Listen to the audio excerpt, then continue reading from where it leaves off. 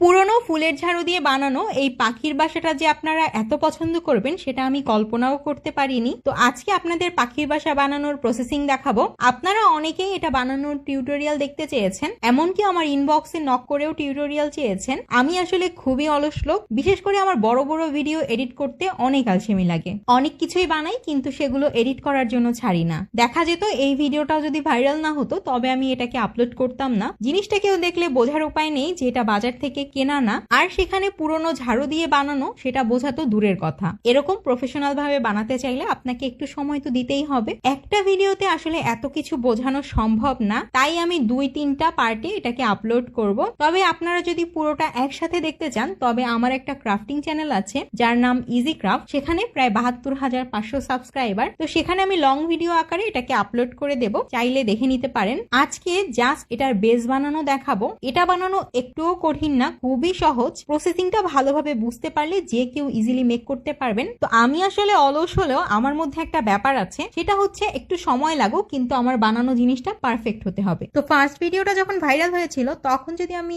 এই video tutorial upload করতে পারতাম তাহলে এটাও হয়তো খুব দ্রুত ভাইরাল হয়ে যেত। এখন কতটা কি ভাইরাল হবে সেটা আমি জানি না, দেখা যাক।